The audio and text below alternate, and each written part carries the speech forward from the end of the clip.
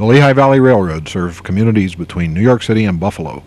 During its prime, the heart of the railroad was the Wyoming Division between Lehighton and Athens, Pennsylvania, where millions of tons of anthracite coal were produced and shipped on the Valley, as the railroad was fondly known. While the one-time Wyoming Division was the heart of the railroad, it also contained its biggest headache, the mountain south of Wilkes-Barre, known as Penobscot. Bob Powell lived in that area in the early 70s, well after the Valley's prime, but a time fondly remembered by rail enthusiasts for the LV's diverse fleet of colorful diesels and its scrappy, we-can-do-it approach to operations in a world filled with bigger railroads. It was an effort that failed, but it was fun to watch. Bob Powell watched with his movie camera, and that is what we have to show you here, beginning at the Lehigh River Bridge just south of Whitehaven, a place known on the valley as Bridgeport.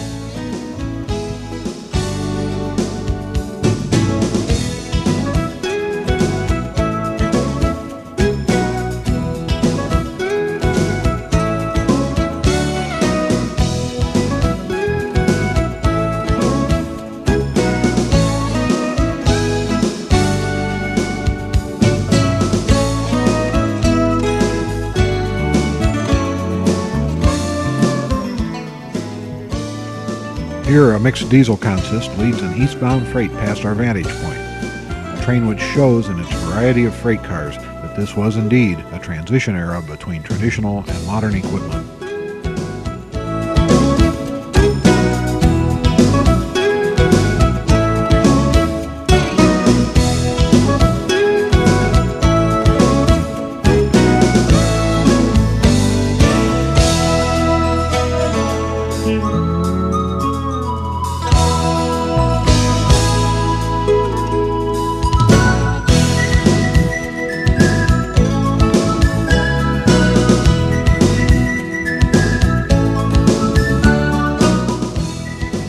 Among the trains we see at Whitehaven is a Jersey Central westbound, evidence of the coordinated operation which eliminated some parallel, underutilized track between Allentown and the Wilkes-Barre area beginning in 1965.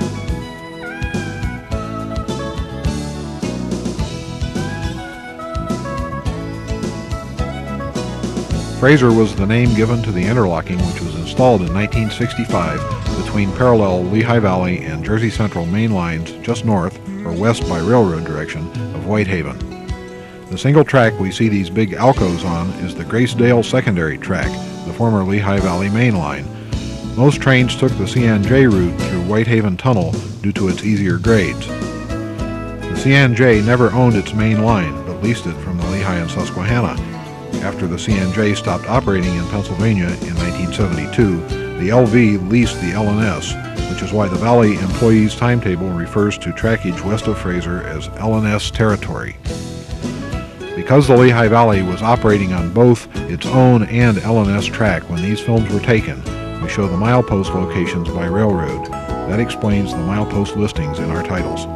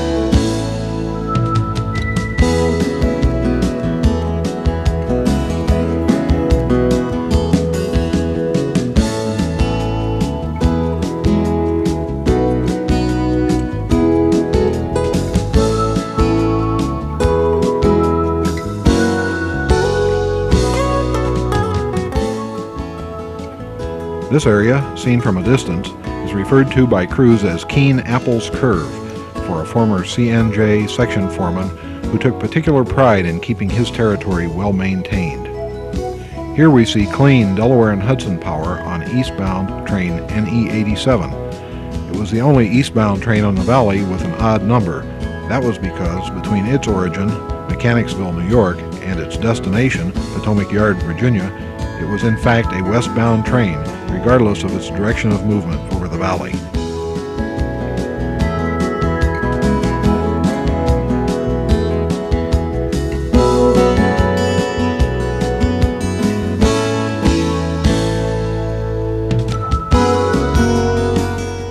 The train with N&W GP38 power is Apollo 2, eastbound with a high sign from the flagman in the N&W caboose.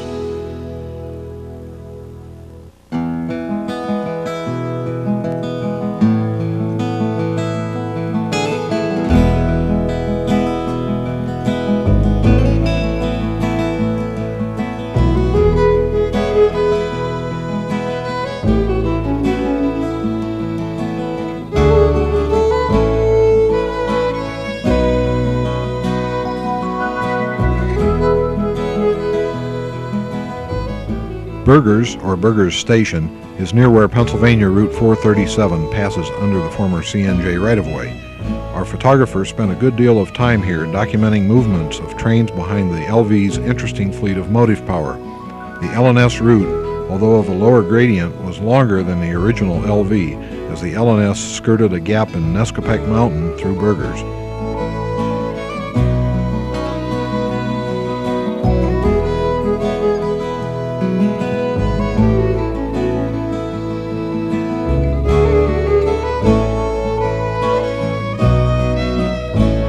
See here the Snowbirds, the affectionate nickname given for white Alco Century 628s, Yellow Jackets, or Century 420s in their original colors, the entire fleet of low-hood RS-11s in one consist, run through D&H and N&W power, GP38 ACs, GP38-2s, Century 628s and 420s in red, GP9s and 18s, and U23Bs.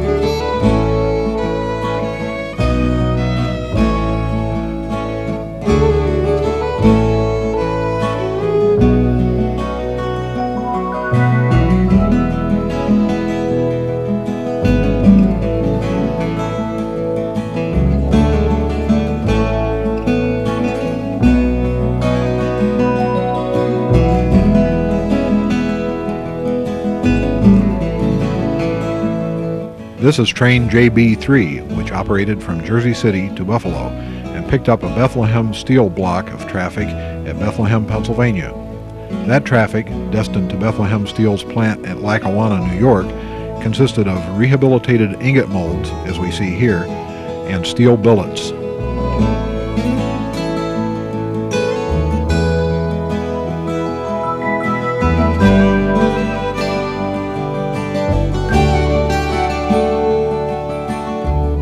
Trains such as this, with a mix of Valley and D&H power, were pull power operations, not NE84 or NE87, which were in fact marketed as D&H trains, but run by the Valley in its operating territory. D&H power, usually Century 628s, U30Cs, or U33Cs, often operated on run-through trains NE84 and NE87, which ran over the Valley between DuPont and Allentown.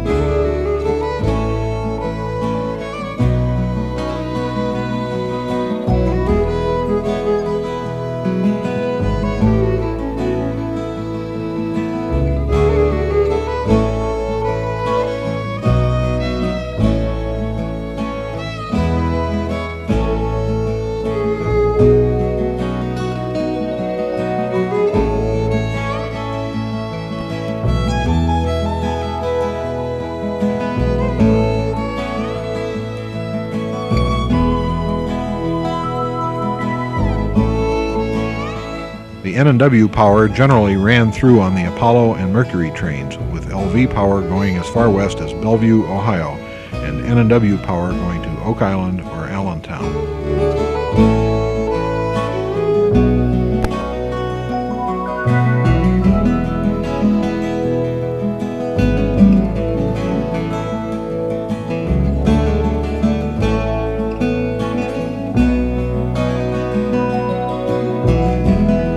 The last EMDs acquired by the Lehigh Valley were numbers 314 through 325, GP38-2s built in late 1972. They were conveyed to the Delaware and Hudson when that road expanded its operating territory upon the creation of Conrail in 1976.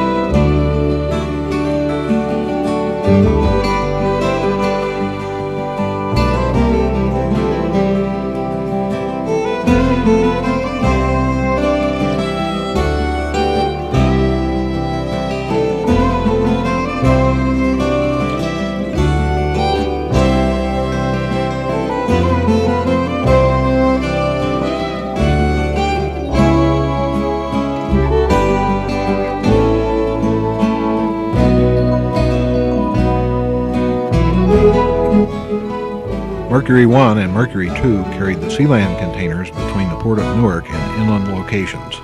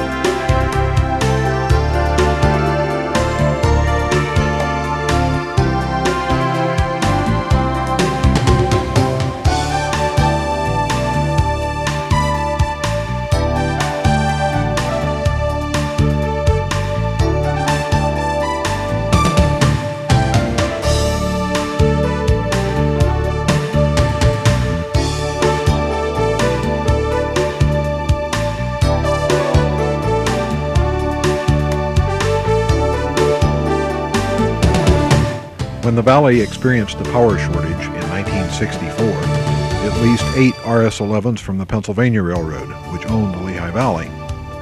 6 of the RS-11s, numbers 7640 through 44 and number 7648, remained on the valley into 1976. All had been rebuilt by the Pennsy to 2,000 horsepower in 1964, and all but one were converted to slugs by Conrail. On low-nose RS-11s, the short hood was the front, but on these 6 high-hood RS-11s, the long hood was the front, the only such units on the LV roster.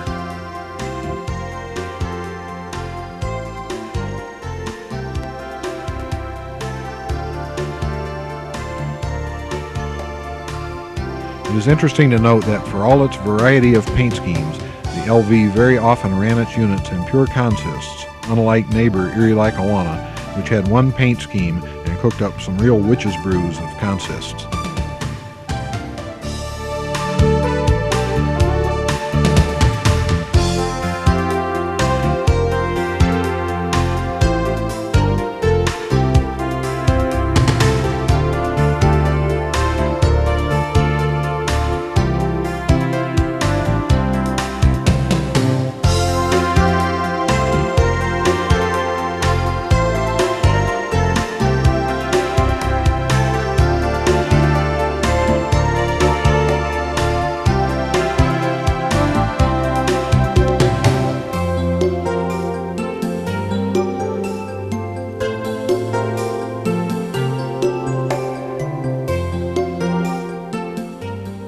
Alco Century 628s, numbers 633 through 641, were in fact the oldest of the big units on the roster, and number 632 was the newest. In the accident which destroyed Lehigh and Hudson River Century 420s, numbers 23 and 24, at Laurel Run at Christmas time 1965, 625, 626, and 627 were also severely damaged and had to be rebuilt by Alco. That may have been the biggest all-Alco head-on collision in history.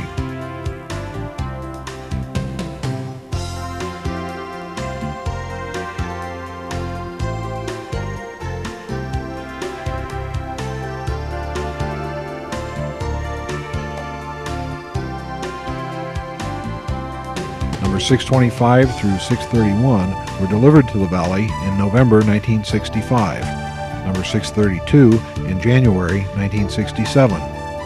633 through 641 were built for the Monon Railroad in early 1964, traded back to Alco on Century 420s in August 1967, and resold to the Lehigh Valley after rehabilitation in December 1967. All were delivered in the Snowbird or White Elephant paint. Only 626, 632, 634, and 636 remained white until the end of their LV careers. The rest were repainted in red.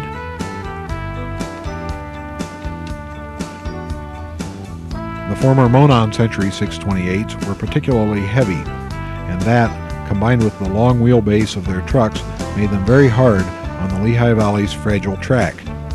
Eventually, they were also barred from run-through service on the D&H, and they spent much of the rest of their careers in drag freight and pusher service.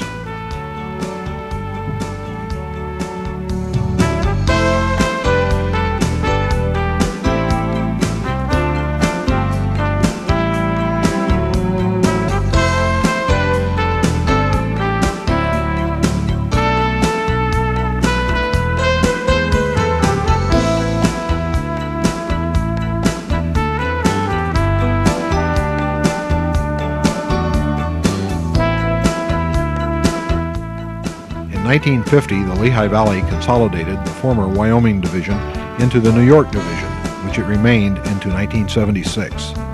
Despite that, Union seniority districts remained unchanged, and crews continued to be on the Wyoming Division seniority roster. References to the Wyoming Division therefore remain quite common.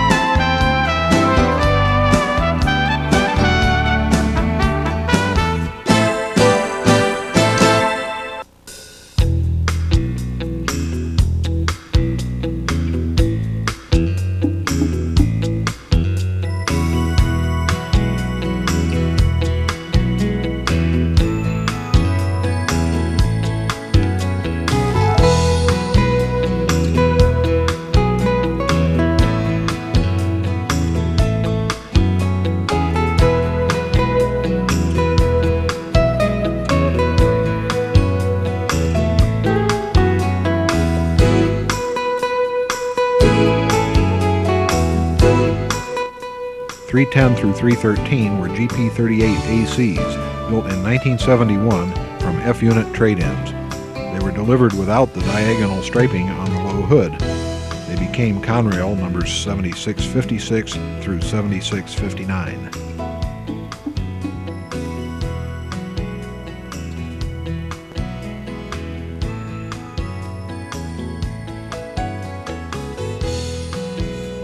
There was and is some heavy industry at remote Crestwood. In the days of LV operation, the big facility was a Foster Wheeler plant which shipped high and wide loads to the port. That plant is now the mountaintop facility of MK Rail, or Morrison-Knudsen. Crestwood is the east end of a stretch of double track which reaches to Solomon's Gap.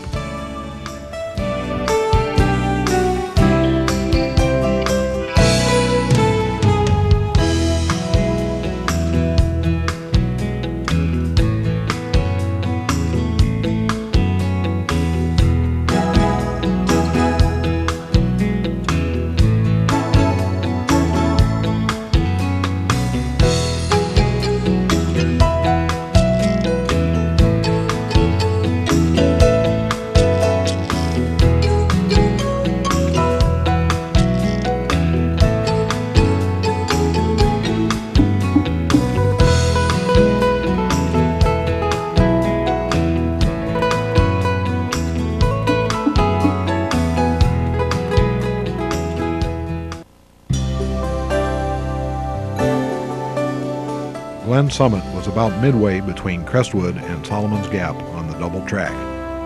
Both Crestwood and Solomon's Gap interlockings were controlled from Coxton Yard near Wilkes-Barre. Trains were permitted to operate at 30 miles per hour in this territory from Fraser to Solomon's Gap.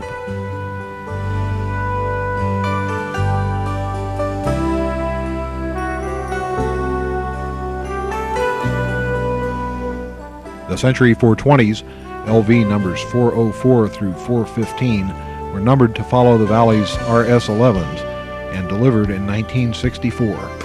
All but 412 and 413 were repainted from their original Yellow Jacket scheme by the time they were conveyed to the Delaware and Hudson in April 1976. GP9's 300 and 301 were built in late 1959 from trade-in FTs. Number 301 was one of two units painted in the experimental broad yellow band paint scheme, the other being an RS3, number 216.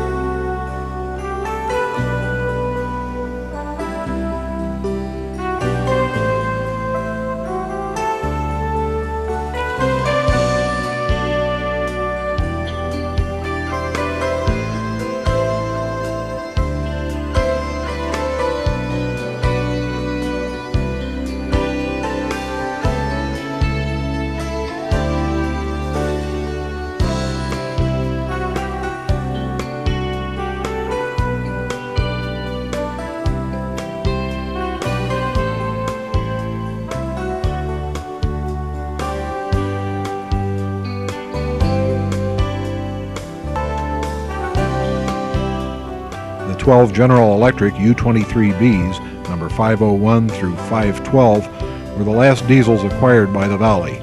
They were built to Penn Central standards and financed by the federal government through what would become the Conrail organization. They were built in late 1974.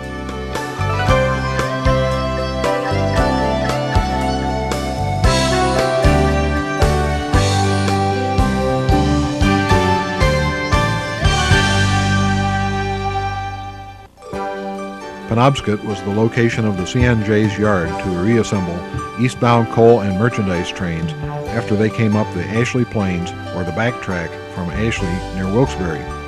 By the time of the 1965 coordination, the yard was all but unused, and all we can see in this film are traces of the abandoned facility.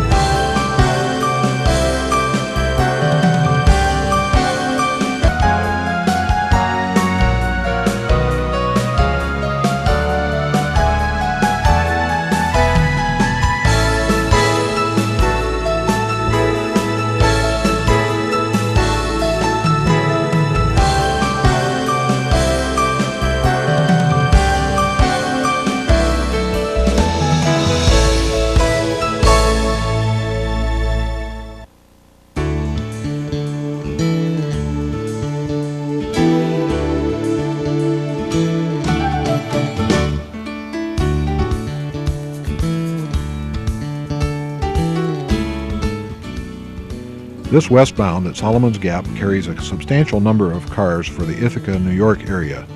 Hoppers of coal at the front for New York State Electric and Gas's Milliken Generating Station at Ludlowville, followed by empty covered hoppers to be loaded with salt by Cargill in the same area.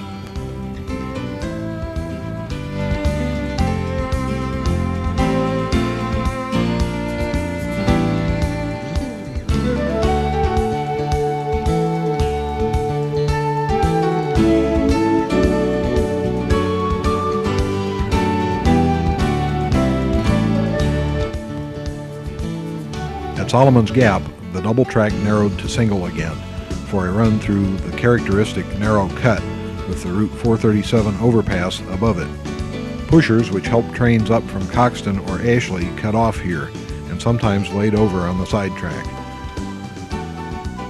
We see some of that action in these scenes from the early 70s.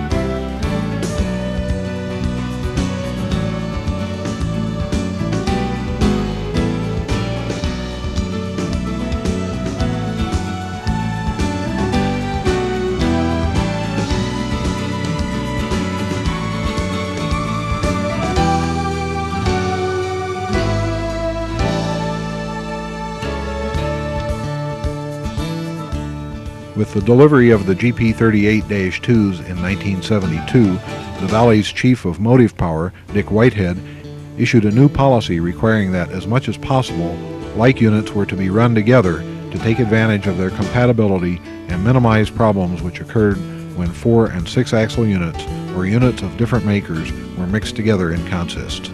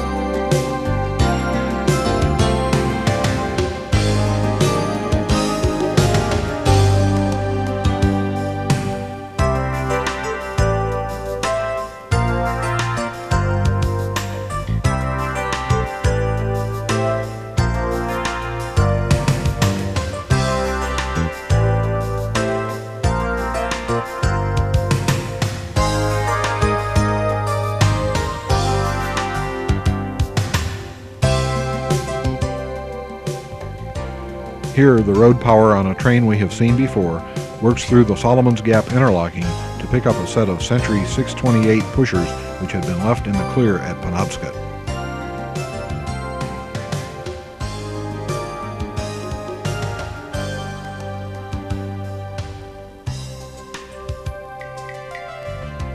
As we've explained, after the CNJ pulled out of Pennsylvania, the LV took over much of its trackage.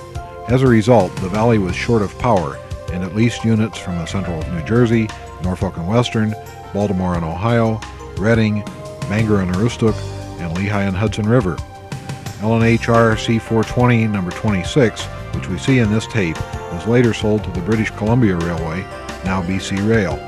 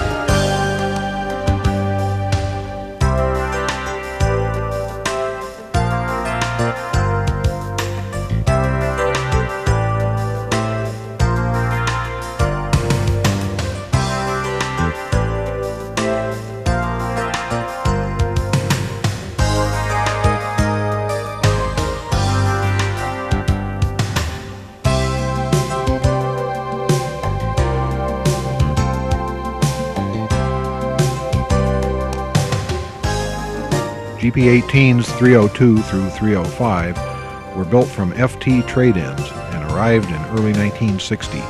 Number 304 was rebuilt at Illinois Central Gulf's Paducah shops after a 1971 wreck and received a well-done low nose, as well as ICG's patent ox-yoke filter arrangement.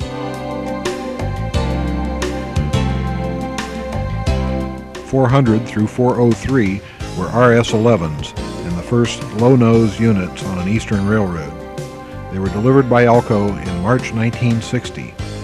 After a December 1972 wreck, number 403 was rebuilt at Sayre Shops with long hood parts from a former C&O RSD-12.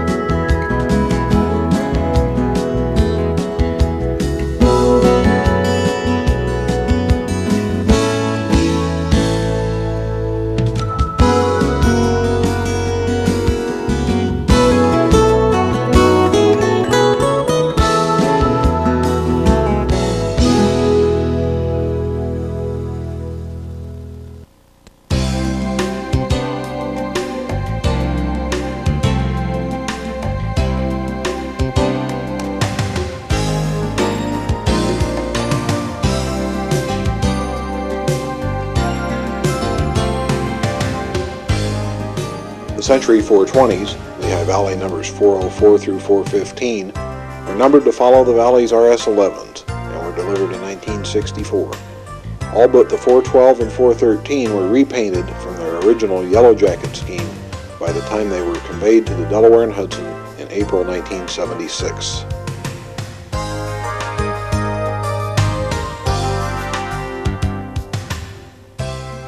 The last two Lehigh Valley F7s, numbers 562 and 572, were traded in to EMD on the GP38-2s in December 1972, along with two F3B units, number 513 and number 521.